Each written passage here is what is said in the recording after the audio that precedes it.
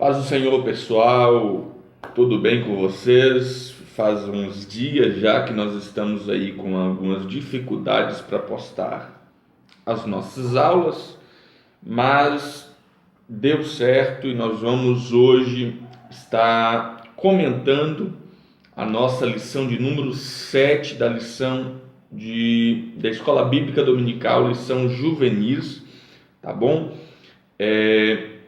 Lembrando a vocês que não se esqueçam de deixar o seu like, deixar o seu comentário, tá bom? Isso é muito importante para a gente, nos ajuda a desenvolver o nosso canal, a melhorar o nosso canal, tá bom? Então já deixa aí o seu like, já deixa aí o seu comentário, já deixa o seu joinha, já compartilha nas redes sociais aí pra gente e vamos para a nossa lição. Lição de número 7. Então vamos aí para a nossa lição de número 7, tá? A nossa lição de número 7 aí tem um tema: igreja local, expressão viva da fé, ok? O texto para leitura em classe aí é Atos capítulo 2, versículos 42 ao 47, que é o modelo da igreja primitiva, é o começo, é o nascimento da igreja primitiva aí, e nós vamos estar comentando hoje a respeito desse tema. A lição não é tão grande, tá? Ela é bem pequena, resumida, tá? Mas nós vamos fazer alguns comentários aqui a respeito dela. Eu quero agradecer aqui a participação de alguns de vocês.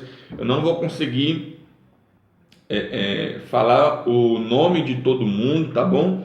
Mas eu quero agradecer aí a Nayane Lima, que é inscrita do nosso canal aí, a Deide Silva, deixa eu ver quem mais aqui que dá para poder ver rapidinho, Juninho Espírito Santo, Dependentes de Cristo, muito obrigado aí pelo seu comentário, pelo seu incentivo, tá bom? Deus abençoe. Joeli Fuziel, acho que é assim que se pronuncia, Deus abençoe também pelos seus comentários. Itamar Rodrigues, ele nos deu aí uma sugestão de que nós trouxéssemos ideias de gincanas, de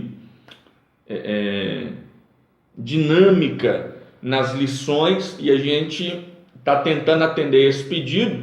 A dinâmica dessa lição aqui que a gente escolheu para essa lição vai estar no nosso Facebook, tá bom? Lá na nossa página Escola Bíblica Juvenil ADTO, é só acessar lá, e essa dinâmica dessa lição que nós escolhemos e vimos que dá para colocar está lá disponível na nossa página, tá bom? Então vai lá, se inscreva também, curte a nossa página, acompanha lá e vamos seguir para a lição. A todos vocês, aqueles que eu não pude citar o nome, tem aqui também o Diego Alves, muito obrigado, Diego, pela sua cobrança, tá? Desculpa, gente, é porque a gente mora no interior aqui de Minas e nós estamos com chuva, e aqui a internet é assim, choveu, não funciona.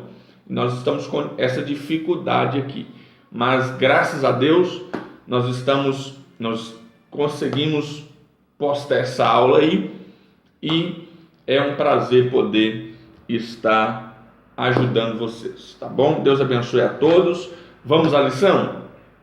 Então vamos à lição. A igreja local, expressão viva da fé, tá? Eu vou ler só o texto pequenininho embaixo do título, tá bom? Que é Romanos capítulo 1, versículo 17. Porque nele se descobre a justiça de Deus de fé em fé, como está escrito: mas o justo viverá pela fé, tá? Nós aprendemos até aqui, e isso não muda, tá? Isso não vai mudar, mas nós vamos ter alguns outros aspectos aí daqui para frente a respeito da igreja. E um desses aspectos é a igreja local, que novamente eu preciso relatar, é o corpo de Cristo, são os membros de Cristo que se reúnem para, em um ato de comunhão, cultuar, reverenciar, prestar um culto ao Senhor, tá bom? Com a sua liturgia, com a adoração e assim por diante, ok? Mas nós vamos perceber, nós vamos comentar a respeito dessa igreja local, que são os congregados. Lembrando que nós somos a igreja propriamente dita, tá? Visível, invisível, nós somos a igreja, pessoas. A Bíblia fala de pessoas, mas também é real a congregação, e não se congregavam, nem se congregam ao ar livre, tá? Não que isso não seja possível, mas visto que seja melhor, seja mais confortável, seja mais fácil, estar protegido da chuva, então existem os templos físicos, que nós também chamamos de igreja, tá? E esses templos físicos, eles têm um porquê de existir. E nós enfrentamos hoje um problema sério com alguns movimentos que vêm aparecendo.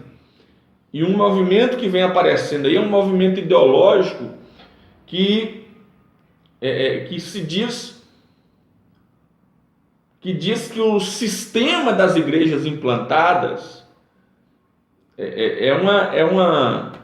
congregações, a liturgia dos cultos, etc. A liderança, na verdade, é um grande sistema diabólico e não divino, e não que esteja dentro da vontade de Deus. Esse grupo aí, ai meu braço, esse grupo aí são chamados de desengrejados. Acho que você já deve ter ouvido essa expressão mais ou menos. E é um pessoal que eles pregam e afirmam que todo o sistema litúrgico, todo o sistema congregacional, todo o sistema de congregações, lideranças da igreja, pastores, presbíteros, evangelistas, etc., todo esse sistema é um sistema que, na verdade, é controlado por Satanás. E aí eles utilizam muito o texto de Apocalipse 18:4, sair dela, povo meu, que é a expressão falando para o povo de Deus sair de dentro da Babilônia. E eles afirmam, né, que todos que estão infiltrados aí estão, na verdade, cumprindo a vontade do diabo. Bem, o que se precisa observar nesses movimentos, em primeiro lugar, é que não são movimentos voltados ou preocupados com o objetivo ou esperança de que de um avivamento pela palavra de Deus. Não se trata disso, tá? Uma vez que eles querem pregar de que você pode entrar para sua casa, e não que não seja possível, não que você não possa, obviamente, mas que você entra para sua casa, lê a sua Bíblia, e a interpretação que você tiver é a interpretação que é certa. Então, esse movimento prega isso, que não há necessidade de uma congregação, Não há necessidade de uma igreja física, tá? Só que isso foge da realidade da Bíblia. E por que esses movimentos acontecem? Eles não estão acontecendo, ou não acontecem, por uma preocupação ou desejo por um avivamento na palavra. Não é isso. Não é isso. Esses movimentos, esse movimento específico, ele vem acontecendo mediante por razão, tá, de descontentamento pessoal. É uma intriga que tem na igreja, é uma intriga que tem com o irmão. Então não há necessidade de congregar. Eles vivem falando a respeito dos escândalos que infelizmente surgem, mas é bíblico. Logo quando Jesus estava na terra, aconteceu Judas, que era da igreja de Jesus, se assim formos olhar, traiu o seu mestre. Então, que escândalo é esse? Que grande escândalo é esse? E nem por isso os outros 11 discípulos deixaram de congregar. Muito pelo contrário. A igreja da época, ela cresceu, porque Jesus morre, é assunto aos céus, o Espírito vem, e o povo prega, e o povo é congregado. E nós vamos ver isso na palavra de Deus. Obviamente que nos tempos antigos, eles não congregavam simplesmente em templos, igrejas físicas, em localidades. Eles congregavam em casa, na casa dos irmãos, mas eram congregados. Havia liturgia de cultos ali, tá? Não era uma coisa espalhada, mal feita, de qualquer jeito. Nós somos donos da verdade aqui agora. Não. Existiam líderes. Esses líderes guiavam essas pessoas. E pelo fato da perseguição, das dificuldades da época, eles congregavam em todos os lugares. Era uma necessidade daquele tempo. De se esconderem muitas vezes, para proteger a vida deles. E não era proteger a vida deles no intuito de ganhar a vida, era proteger a vida deles no intuito de continuar pregando o evangelho. Tá bom? Então, eles pregam e eles afirmam essas coisas e ficam apontando os escândalos das igrejas. É óbvio que tem escândalos nas igrejas, em algumas igrejas. Tá? É óbvio. É uma congregação com pessoas, é uma igreja visível, onde reúne a igreja visível. É uma igreja visível. E nós vimos nas lições anteriores que no meio dessa igreja visível existem aqueles que são verdadeiramente servos e aqueles que não são. Aqueles que verdadeiramente nasceram de novo e aqueles que não nasceram. E aí eu vou deixar na descrição do vídeo aí alguns textos bíblicos que vão nos falar a respeito de toda a realidade da igreja local daquela época bíblica, que ela era organizada com os cultos, com liturgias, com ministérios, com lideranças, com coletas, com contribuições e assim por diante. Então é uma realidade da igreja, e essa realidade não é de hoje, ela vem desde os tempos antigos, tá? Obviamente que cultura, a situação da época muda muita coisa. Graças a Deus, aqui no Brasil, nós temos ainda a liberdade, ainda que nós estejamos aí enfrentando alguns problemas, com algumas outras ideias ideológicas, alguns grupos que querem impor as suas ideias ideológicas, suas ideologias, né? Melhor dizendo, sobre a igreja, e querem infiltrar isso dentro da igreja. Nós ainda temos liberdade de pregar, de andar com a Bíblia na mão, de falar de Jesus em todo o tempo, de congregar nas nossas igrejas. Então nós não temos essas dificuldades. Graças a Deus por isso. Agora, por exemplo, na Coreia do Norte, como é que um pastor que está infiltrado na Coreia do Norte, pregando o evangelho ali, vai fundar uma igreja ali? Não tem como. É impossível ele fazer uma igreja ali. Então ele tem que pregar mesmo, de casa em casa, e as reuniões são escondidas, mas há uma congregação ali. Ok?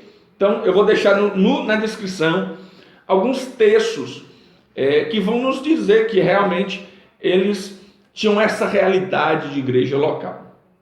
Tá bom? É importante também ressaltar aqui nessa introdução que esses grupos, eles gostam porque eles não têm base bíblica, a base que eles têm é muito rasa, tá entendendo? E assim, enquanto esses grupos generalizam os pecados de algumas denominações ou alguns atos de algumas igrejas, e aí eles querem generalizar em todo o sistema,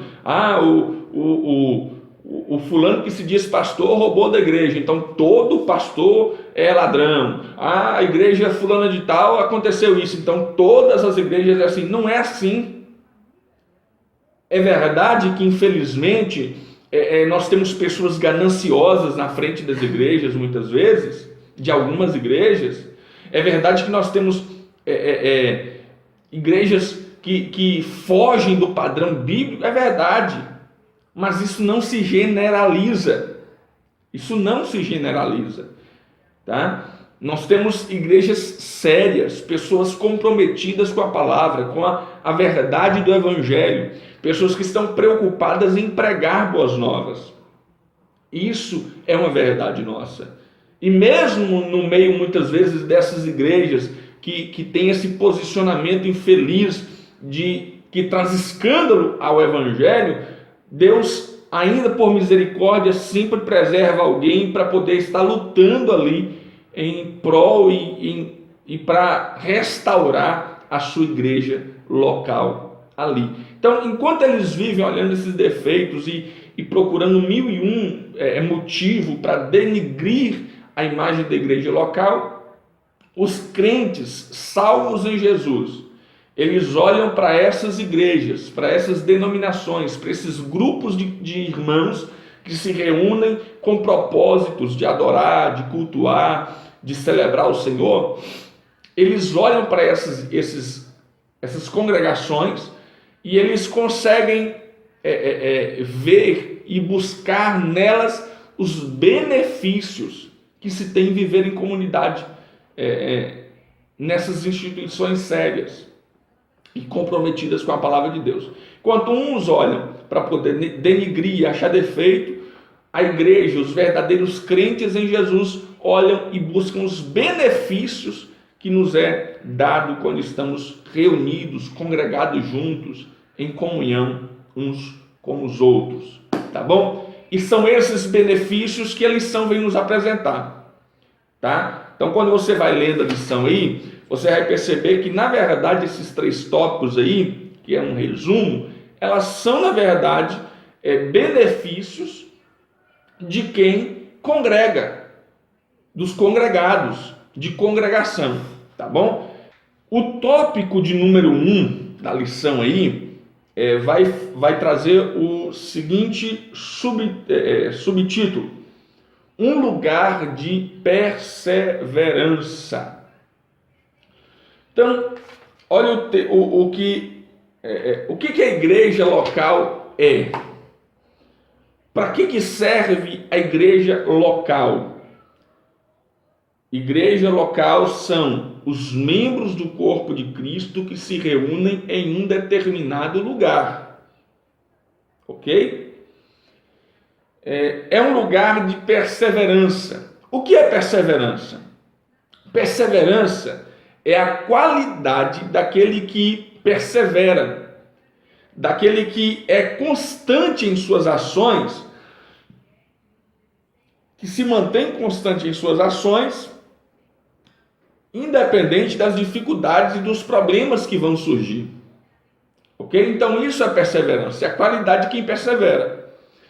Nós vamos ver essas qualidades sendo bem expressadas. E eu escolhi, obviamente, em toda a Bíblia nós temos exemplos claros de perseverança, de Gênesis, da Apocalipse, mas eu escolhi 2 textos aqui, em Hebreus, que vão falar a respeito dessa perseverança. Hebreus capítulo 10, versículo de número 39, olha o que está escrito: nós, entretanto, não somos dos que regridem ou desistem para a perdição, mas sim dos que creem e, salvos, seguem avante. Percebe que é uma qualidade de quem é salvo em Cristo Jesus. Porque quem regride para a perdição. Ou seja, quem não consegue se manter constante, não consegue perseverar, ele regride e perece. Mas nós que somos crentes em Jesus, que cremos nele, e por ele fomos salvos, nós vamos seguindo avante, perseverando, ok? Constantes. E é interessante que Jesus falou isso nos evangelhos, enquanto ele falava a respeito da sua volta, ele dizia: aquele que perseverar, aquele que continuar e seguir até o final, esse sim será salvo. É uma qualidade de crente salvo, a perseverança. E todo crente salvo, ele persevera. Então, independente da dificuldade, independente do problema, o escritor aos Hebreus está dizendo: nós que somos salvos vamos prosseguir, vamos continuar. Olha Hebreus 12:1. Hebreus 12:1. Olha o que está escrito lá: portanto também nós, considerando que estamos rodeados por tão grande nuvem de testemunhas, desembaracemo-nos de tudo que nos atrapalha e do pecado que nos envolve e corramos com perseverança a corrida que nos está proposta. Olhando fixamente para o autor e consumador da fé, Jesus, o qual, por causa do júbilo que lhe fora proposto, suportou a cruz, desprezando a vergonha, e assentou-se à direita do trono de Deus. Perseverança. Perseverança é uma corrida com obstáculos. E independente dos obstáculos, nós conseguiremos chegar até o final. Por quê? Porque nós estamos em Cristo Jesus. E mais, porque estamos sendo apoiados uns nos outros também. E aqui que está o segredo. É um lugar de perseverança. Por quê? Porque é onde um apoia o outro. Se na corrida até o pódio final a gente percebe que tem alguém que caiu e ficou para trás, a igreja de Jesus, que conhece uns aos outros porque estão congregados, a igreja retorna para colocar aquele outro de pé de novo e ajudá-lo a prosseguir também. E por que isso? Porque estão congregados. E a igreja é um lugar de perseverança. Já que eu mencionei aqui Hebreus, é importante ressaltar que, obviamente, o livro de Hebreus ele vai tratar diretamente falando da antiga aliança e da nova, dando contrastes das alianças. Isso é óbvio, apresentando a graça e todos os benefícios da graça. Mas uma realidade que os hebreus estavam, que o escritor aos Hebreus percebeu aqui, que são judeus, ele escreveu para os judeus, o que ele percebeu e o que estava acontecendo era muitos daqueles cristãos que tinham se convertido, eles estavam a ponto de desistir e voltar atrás na sua fé, voltar à sua antiga fé, abandonando a nova aliança, abandonando Cristo, abandonando o sacrifício de Jesus. Então, o escritor aos Hebreus, ele se preocupa em falar com eles, em dar esses conselhos a eles. E é tão interessante que o capítulo 10, o versículo 25, na preocupação do escritor, olha o que o escritor diz.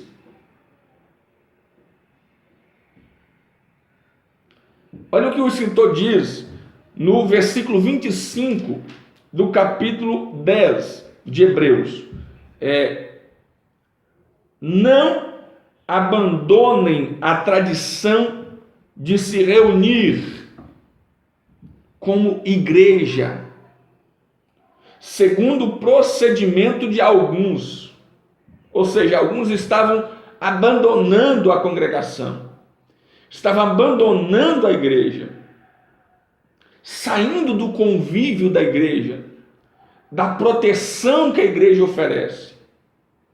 Igreja, o corpo reunido ali, em um templo, naquela época em uma casa, ou em algum lugar. O contexto nosso aqui hoje, nós temos igrejas, nós temos liberdade para ter igrejas. Então, não façam como alguns estão fazendo, mas pelo contrário, motivemo-nos uns aos outros, tanto mais quanto vedes que o dia está se aproximando. Então, olha o conselho que o escritor aos Hebreus está dando a esses judeus que estão querendo retornar à fé, que estão querendo sair do convívio da igreja. Eles estão dizendo, olha, não abandonem o ato de congregarem. Não deixem isso. Por quê? Porque no ato de congregarem, o versículo 24 vai nos dizer o seguinte, a parte final aí, a parte B, para nos encorajarmos as manifestações de amor fraternal e as boas obras. Então, por que nós precisamos estar como igreja congregados? Para nos encorajarmos uns aos outros. E o versículo 25, a parte final, também vai dizer, motivemo-nos uns aos outros, ou seja, um motiva o outro. Irmão, hoje eu estou tão cansado, hoje eu não estou querendo mais, eu não estou querendo saber mais desse negócio de... Não, moço, vamos embora. Jesus está logo ali, a Bíblia está ali, o pastor tem uma palavra de Deus para você, a igreja está ali para te acolher, qual é o seu problema? Nós vamos te ajudar, Isso é o papel de uma congregação, de uma igreja local. Está em um apoiar o outro. Por quê? Porque, como nós vimos nas lições anteriores, nós fazemos parte de um único corpo e somos vários membros com funções diferentes. E nessas funções, cada um é capacitado para alguma coisa. Então, um é capacitado com isso, outro é capacitado para atender às necessidades da igreja. E esse é o papel da igreja local. Obviamente que existem dificuldades, gente. Existem dificuldades em todo e qualquer relacionamento entre pessoas. Isso é óbvio. Mas essas dificuldades não superam o poder do Espírito Santo que opera na igreja, trazendo transformação, mudanças, ajudando-nos a ser aquilo que precisamos ser. E quando a igreja se reúne, ela se conhece. Se você não conhece seu irmão, seu vizinho, tem um trem errado. Procure conhecer seus irmãos. Interaja. Ontem eu ouvi uma pregação e o pastor falou algo interessante. Ele dizia, nós estamos vivendo em um tempo onde nós falamos de comunhão, mas a gente não sabe quem é o irmão que está sentado do lado. O pastor está dando a bênção apostólica e a gente já está em casa no amém. A gente não consegue mais parar, terminou o culto, abraçar o irmão do lado, pegar na mão, perguntar como é que vai, como é que foi, como é que tá. A gente não consegue fazer isso, parece. Mas essa é a função e a realidade da igreja. Deixa eu corrigir algo aqui. Alguns não conseguem fazer isso, mas a igreja de Jesus está lá. E ainda existem pessoas que preservam isso. Isso não é algo generalizado. Tá bom? Então, essa é a importância. E olha como é que é interessante. Conta uma história que um homem resolveu escrever para o jornal local uma carta. E nessa carta ele dizia para o jornal o seguinte, ele mandou a carta dizendo o seguinte: olha, já não faz sentido mais ir todos os domingos à igreja, pois eu tenho frequentado mais de 30 anos a igreja, e o pastor sempre prega, e nesse tempo já são mais de 3.000 sermões que eu ouço, e para falar a verdade eu não lembro de nenhum sequer.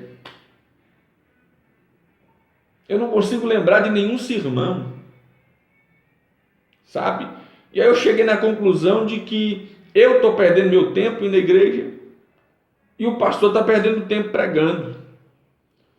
Aí a história diz que o editor do jornal divulga isso, e de repente ele começa a receber muitas cartas de resposta, o editor do jornal.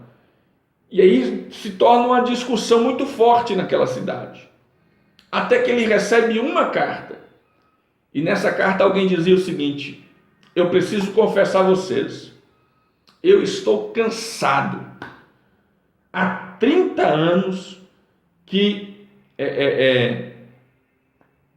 há 30 anos que eu estou casado, e durante todo esse tempo a minha esposa deve ter preparado para mim umas 3.200 refeições. Eu estou cansado, sabe? Porque eu não consigo lembrar de nenhum sabor das primeiras refeições. E às vezes eu não consigo lembrar nem de um cardápio que ela tenha feito para mim. Mas eu tenho certeza de uma coisa: cada uma dessas refeições nutriu as minhas necessidades, satisfez a minha fome naquele instante, veio de contra a minha necessidade naquele instante. E se não fosse aquelas refeições, eu com certeza estaria morto, se minha esposa não tivesse preparado aqueles alimentos para mim. E aí ele conclui dizendo: da mesma maneira, se eu não tivesse ido à igreja para alimentar a minha fome espiritual, com todos os dias uma refeição diferente, que o meu líder, o meu pastor, pregava ali, ensinando a verdade, eu estaria morto espiritualmente. Então perceba a lição que essa historinha nos dá. É muito sermão, a gente nem lembra mais do que sermão, mas ela nos alimenta naquele instante. É aí que está. Ela serviu para nos alimentar naquele momento. E se não fosse esse alimento, nós estaríamos mortos espiritualmente. Tá? Então, é perseverança, é não desistir, é não parar. Tive que mudar o ângulo da câmera aí, viu, gente? É não desistir, é não parar. Então, assim, o que a gente precisa entender? É que a fé, ela produz a perseverança. Por que a fé produz a perseverança? Porque a fé, ela vai ser testada. E ao ser testada, ela vai produzir em nós perseverança. O ato de continuarmos. Sede firmes e constantes, sempre abundantes na obra do Senhor. É um aconselhamento, é uma ordem do Senhor para a gente. Tiago, capítulo 1, versículo de número 2 e 3. Tiago 1, 2 e 3. Meus amados irmãos, considerai motivo de júbilo o fato de passardes por diversas provações, porquanto sabeis que a prova da vossa fé produz ainda mais perseverança. E eu vou continuar no versículo 4. E a perseverança deve ter plena ação, a fim de que sejais aperfeiçoados e completos, sem que vos falte virtude alguma. A perseverança vai produzir em nós essa escola de aprendizado, onde a gente vai se completando pelo Senhor, de fé em fé. O Senhor vai nos acrescentando, vai nos ensinando, até que nos tornemos aquilo que Ele almejou que fôssemos. Então, perseverança é a igreja local, é esse local de perseverança. E essa perseverança, ela não pode só ser vista como um projeto individual. Ela é um projeto individual, mas ela também é um projeto coletivo, de preocupação uns com os outros. Por quê? Porque enquanto nós ajudamos aquele que está fraco, que está querendo parar, que está querendo desistir, enquanto nós fazemos isso, nós também somos ajudados. Porque a perseverança não é só um projeto individual. Dentro da igreja, a perseverança é um projeto em comum. Ela é um projeto coletivo que abrange toda a igreja. Ok? Efésios capítulo 4. Deixa eu ler os textos aqui para você. Efésios 4, verso 15 e 16. Olha o que está escrito. Longe disso, seguindo a verdade em amor, cresçamos em tudo naquele que é a cabeça, Cristo. Dele todo o corpo amarrado um ao outro e unido pelo auxílio de todas as juntas, cresce e edifica-se a si mesmo em amor, na medida em que cada parte realiza sua função. Respondeu a pergunta. Respondeu esse questionamento. É um ajudando o outro. 1 Tessalonicenses, capítulo de número 5, versículo 11. Tessalonicenses 5, 11. Por isso, aconselhai-vos e encorajai-vos mutuamente, como de fato já estáis fazendo. Nós vamos perceber que toda a história da igreja, irmãos, é guiada por isso. São motivações, é um ajudando o outro, é um dando força para o outro. Isso é a igreja local. É um local de perseverança. O tópico de número 2 aí vai nos falar que a igreja local é um lugar de comunhão. Ok? Então, qual é o benefício de uma congregação local, de uma igreja local, de um povo reunido em uma localidade? É a comunhão entre eles. Haja vista que a comunhão é um desejo e uma exigência de Deus para a igreja dele, para o povo dele. Olha o que é comunhão. Vamos entender o que é comunhão. Comunhão é a sintonia, ou seja, a gente está ligado no mesmo sentimento, no mesmo modo de pensar, de agir, de sentir. Em outras palavras, é a identificação nossa no outro. Então, o que é comunhão na igreja? A comunhão na igreja é quando um se identifica no outro. É quando nós conseguimos ver no outro as nossas características. E por que isso na igreja? Por que na igreja funciona assim? Porque somos pessoas diferentes, óbvio disso. A comunhão da igreja é lógico que é formado por homens e mulheres imperfeitos, tá? Com defeitos, com todas as dificuldades, mas a igreja de Jesus, esse povo reunido, ela tem um manual apenas. Ela tem um manual apenas. E esse manual, ele é universal.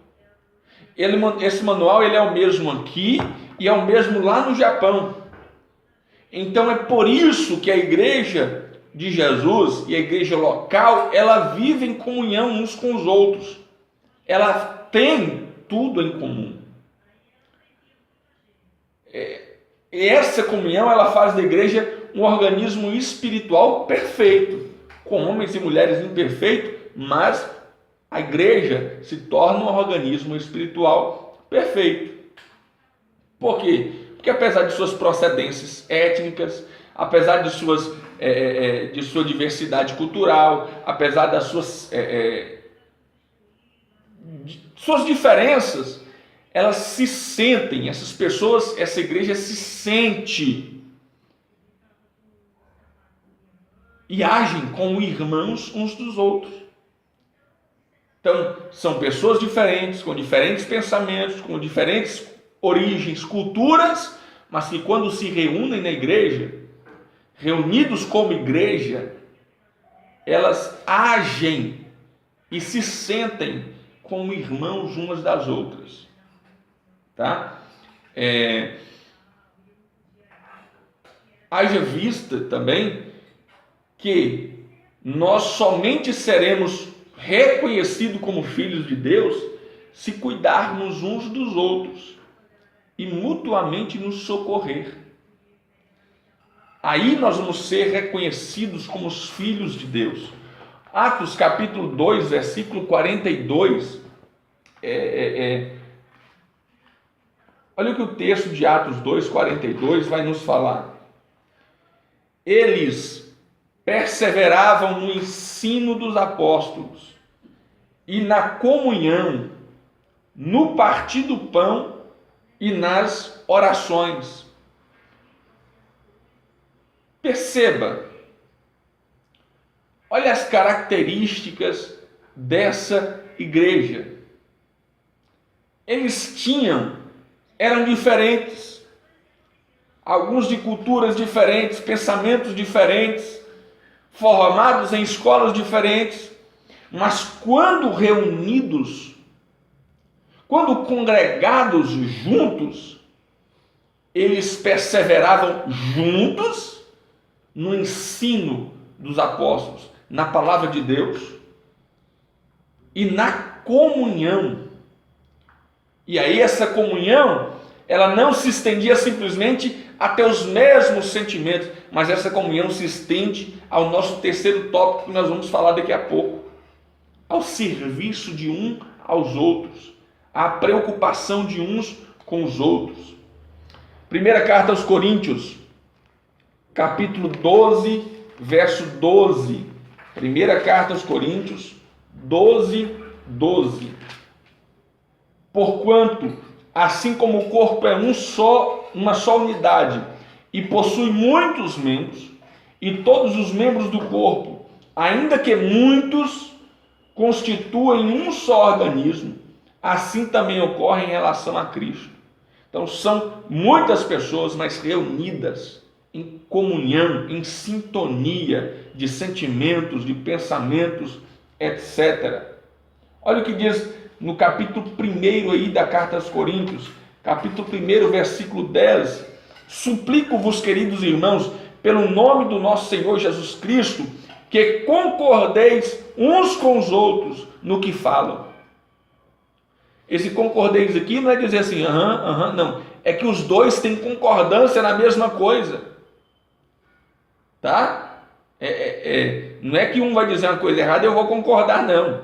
É que os dois vão ter o conhecimento da verdade e eles precisam estar em concordância com isso, a fim de que não haja entre vós divisões, antes sejais totalmente unidos sob a mesma disposição mental e no mesmo parecer. Eu não vou entrar aqui no mérito de denominações, tá? Não vou entrar aqui nesse mérito. Esse mérito vai ficar para, eu acho que daqui 2 lições, a lição 9, se eu não estou enganado. Nós vamos falar a respeito das denominações. Mas o que eu quero deixar claro aqui é essa sintonia, essa comunhão que nós precisamos ter. Jesus orou isso para os discípulos, João capítulo 17. Foi a oração de Jesus.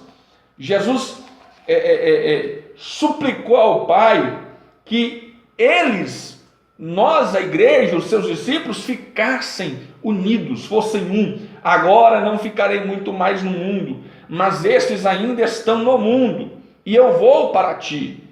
Pai Santo, protege-os em teu nome, o nome que me deste, para que sejam um, assim como nós somos um. Então esse é o desejo e oração de Deus, é que a sua igreja, os seus membros, sejam um. Aqui está o segredo da igreja local, é esta comunhão. E uma vez que nós somos um, se um sente dor, todo o corpo vai sentir que aquele um está sentindo dor. Se um sente um problema, todos nós vamos entender e vamos sentir o problema. E aí está o segredo, irmãos, da comunhão. A gente vai tentar ajudar, o corpo começa a trabalhar para tentar ajudar aquele membro. Tá? A comunhão, essa comunhão que existe na igreja, ela tem algumas características. Ela caracteriza-se pela unidade doutrinária, Atos 2,42, e perseveravam na doutrina dos apóstolos. Então, essa comunhão, ela tem como característica a unidade doutrinária. A doutrina é a sã doutrina do Senhor. É o Evangelho, é a palavra de Deus. Tá? É a mensagem apostólica. Por que a mensagem apostólica? Porque eram homens inspirados por Deus e deixaram escrito para a gente a mensagem. A Bíblia é um livro inspirado por Deus e a gente precisa crer nisso. Se a gente não crer nisso, não tem por que a gente fazer mais nada. É inspirada por Deus. É a nossa regra de fé e prática. Ela é marcada em segundo lugar pela unidade no partir do pão. Esse partir do pão aqui no versículo 42 de Atos, ele vai dizer, tanto referente à Santa Ceia, mas também aponta para o trabalho social. Tanto aponta para a Santa Ceia, eles em Cristo e Cristo neles, como também aponta no partir do pão quando diz respeito às necessidades. E a gente vê isso no decorrer do texto, que eles atendiam uns aos outros as suas necessidades. Terceiro, a igreja local, ela tem comunhão, e essa comunhão caracteriza-se pela unidade nas orações, no clamor e intercessão. Então essa comunhão, ela tem essas características, dentre outras. Mas ela tem, para que haja comunhão, ela tem unidade. nos ensinos, ela está firmada na sã doutrina, ela tem unidade no partir do pão, ela tem comunhão no partir do pão, ela celebra a ceia do Senhor com harmonia, com sintonia uns com os outros, ela desfruta de caridade, ela consegue ser solidária uns com os outros, e ela tem unidade nas orações. Irmãos, as orações eram tão poderosas que o texto em Atos vai dizer um pouco à frente que um dia eles oraram e o lugar tremeu. Um dia eles orando pela libertação de Pedro, e o anjo foi lá e libertou Pedro. Então, quando a igreja se reúne em oração de clamor ou de intercessão, isso caracteriza-se pela comunhão. Isso é a comunhão da igreja. E não só isso, mas essa comunhão também tem resultados. Ela tem resultados. E quais são os resultados? Basta a gente continuar lendo o texto de Atos 2. Ela tem resultados de sinais e maravilhas, milagres no meio do povo de Deus. Atos 2:43. Ela tem como resultado o assistencialismo aos necessitados.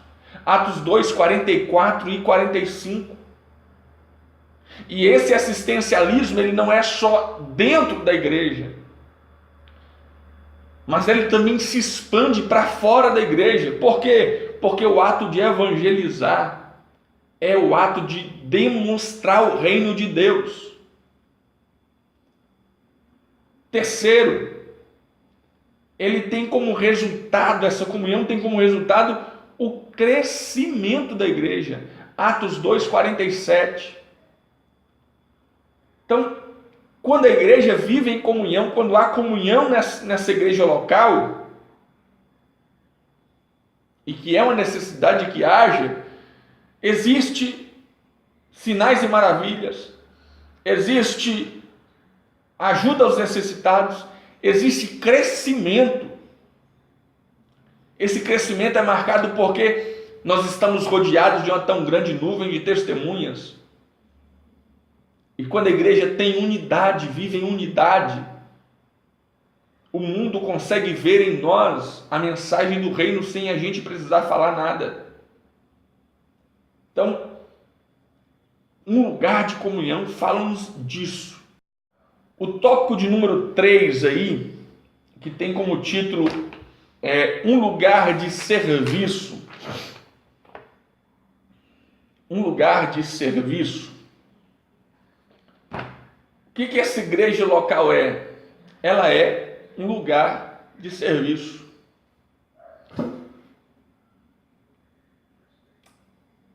Essa igreja local, essa congregação de irmãos, onde tem essa reunião de membros do corpo de Cristo, eles estão implantados em seus respectivos ambientes, né?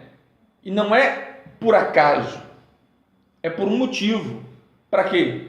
Para o trabalho, a prestação de serviço, tanto entre eles, atendendo a necessidade uns dos outros, das viúvas, dos órfãos, tanto no meio da comunidade em que vivem. Filipenses, capítulo 2, Filipenses 2, versículos 5 ao 7, olha o que está escrito lá. Tende em vós o mesmo sentimento que houve também em Cristo Jesus, o qual, tendo plenamente a natureza de Deus, não reivindicou ser igual a Deus, mas pelo contrário, esvaziou-se a si mesmo, assumindo plenamente a forma de servo, e tornando-se semelhante aos seres humanos. Escuta, é uma necessidade, é algo característico desse lugar, é a prestação de serviço. Estamos ali reunidos para prestarmos serviços. A quem? Ao corpo de Cristo, para edificação mútua e ajuda mútua, e para a comunidade, Por quê? Porque Jesus nos deu esse exemplo.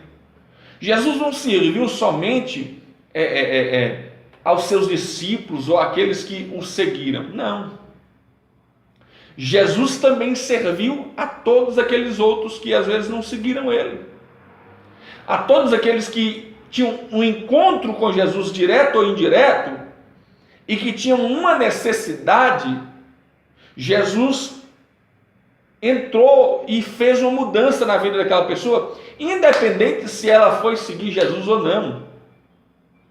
Independente disso. Jesus fez o serviço, trabalhou em prol dos seus discípulos, mas também em prol daqueles que não eram seus discípulos. Então nós temos um exemplo maior que é Jesus. E Filipenses vai dizer que haja em vós o mesmo sentimento que houve nele.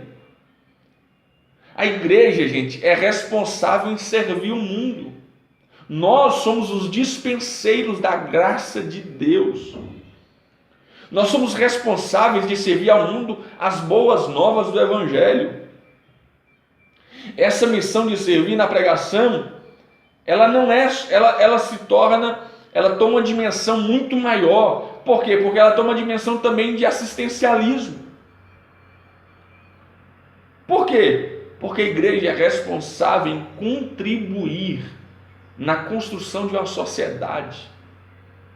Nós somos responsáveis na contribuição da construção de uma sociedade.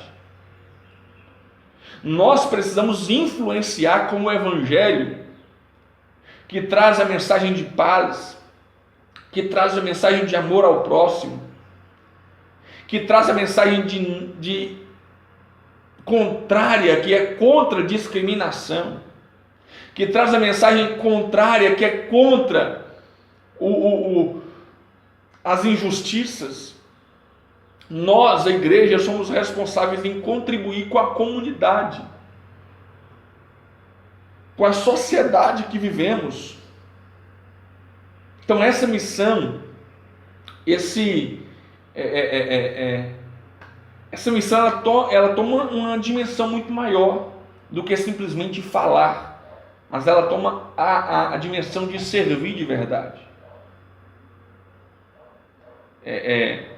E como é que a gente faz esse serviço? Nós temos um maior exemplo, Jesus. Nós temos um maior exemplo. Jesus é o nosso maior exemplo. João 13, Jesus vai fazer algo que vai nos marcar, e lá tem algumas lições para a gente. Lá vai nos dar algumas bases desse serviço. E uma dessas bases é o quê? O amor. Esse serviço que nós prestamos uns aos outros e ao mundo, ele precisa ser baseado em amor. João capítulo 13, vamos lá no texto, para nós encerrarmos.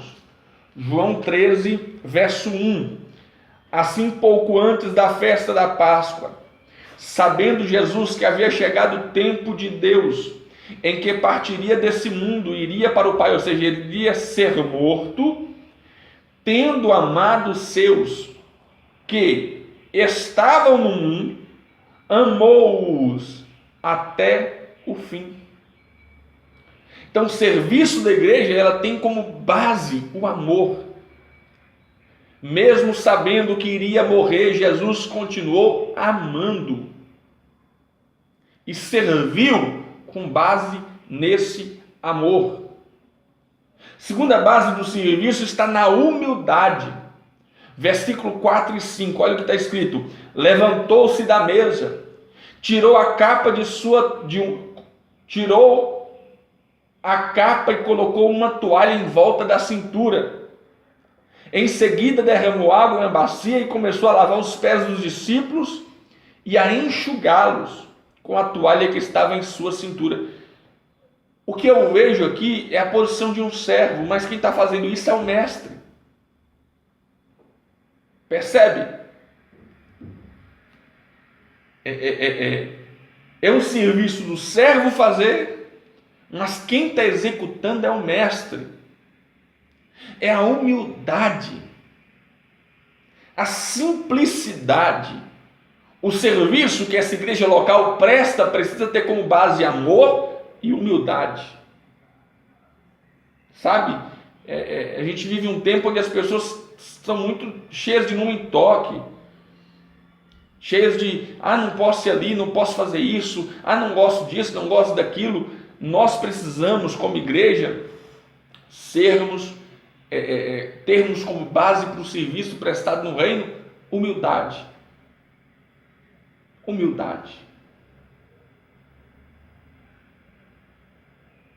Terceira base que nós precisamos ter está nos exemplos de Jesus. Versículo 12 ao 16. Após haver lavado os pés dos seus discípulos, tornou a vestir sua capa, voltou a sentar-se à mesa e lhes indagou: compreendeis o que eu fiz? Vós me chamais mestre e Senhor, e estáis certos, pois eu de fato sou. Dessa maneira, se de vós eu sou Senhor e mestre, e ainda assim vos lavei os pés, igualmente vós devereis lavar os pés uns dos outros. Dei-vos um exemplo para que, como eu vos fiz, também vós o façais. Em verdade vos afirmo que nenhum escravo é maior do que o seu Senhor, como também nenhum enviado é maior do que aquele que o enviou. Exemplo. Nós temos o exemplo a seguir, Jesus. E ele serviu do começo ao fim e nos deixou uma vasta enciclopédia de ensinamento a respeito disso. E o quarto e último aí para a gente encerrar, esse serviço ele tem base na prática. Verso 17. Portanto, se vós compreenderdes esse ensinamento e o praticardes, abençoados sereis. Não se trata de teorias, o evangelho não é teorias. O evangelho, ele é prática. E o serviço da igreja, ele não é teoria, ele não pode ser apenas teoria e ideias em um papel. Ele precisa ser prática. Por mais simples que ele seja, por menor que ele pareça ser, nós precisamos ter a prática no serviço do Senhor. Amém? Que Deus em Cristo possa te abençoar, que essa aula possa contribuir para o seu crescimento espiritual e didático, que eu possa ter contribuído aí para a sua aula, professor, para que você pudesse dar uma aula um pouco mais completa, né, digamos assim, mas com algum complemento. Deus abençoe vocês que estão aí nos acompanhando sempre. Deixe o seu like, o seu comentário. Eu sempre estou aí respondendo os comentários, tá? Deus abençoe vocês que estão nos acompanhando. Abraço a todos vocês e até a próxima aula, se assim Deus nos permitir.